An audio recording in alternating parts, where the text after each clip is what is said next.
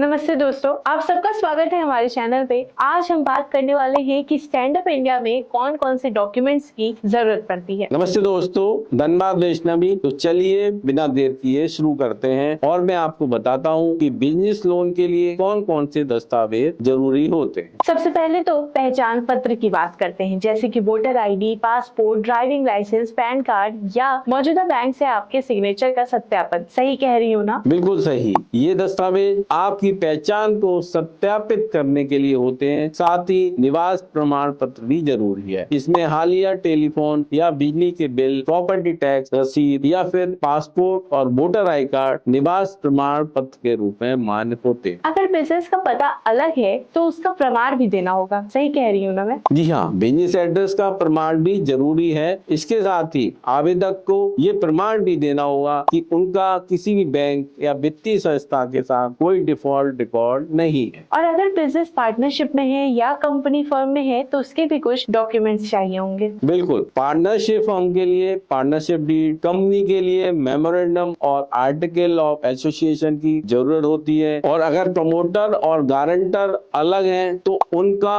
Assets liability का statement भी देना होगा। साथ में नवीनतम इनकम टैक्स रिटर्न भी देनी होगी। और अगर ऑफिस किराए पर है तो रेंट एग्रीमेंट भी लगेगा। तो ये सारे दस्तावेज भी जरूरी हैं। और अगर आपका बिजनेस एसएसआई या एमएसएमई श्रेणी में आता है तो एसएसआई या एमएसएमई पंजीकरण प्रमाण पत्र भी संलग्न करना पड़ेगा। प्रोजेक्ट बैलेंस शीट का भी उल्लेख है। इसका मतलब अगर वर्किंग कैपिटल लोन चाहिए तो अगले 2 साल के प्रोजेक्ट बैलेंस शीट देने पड़ेंगे। बिल्कुल सही। और अगर आप टर्म लोन के लिए आवेदन कर रहे हैं तो लोन अवधि के हिसाब से प्रोजेक्टेड बैलेंस शीट भी चाहिए होगी। अगर संपत्ति कोलेटरल में दी जा रही है तो उसके टाइटल लीड या लीज लीड की फोटोकॉपी भी चाहिए होगी। बिल्कुल सही। ये दस्तावेज बैंक को सुरक्षा प्रदान करते हैं। और अगर आवेदक SC/ST श्रेणी से है तो उसका प्रमाण पत्र भी देना होगा। अगर लोन 25 लाख से ज्यादा का है तो कुछ और दस्तावेज भी चाहिए होंगे। हाँ, ऐसे मामलों में बिजनेस का विस्तृत प्रोफाइल होना चाहिए, जैसे प्रमोटर का नाम, बिजनेस का प्रकार और शेयर होल्डिंग पैटर्न। साथ ही पिछले 3 सालों का बैलेंस शीट और ग्रुप कंपनी का बैलेंस शीट भी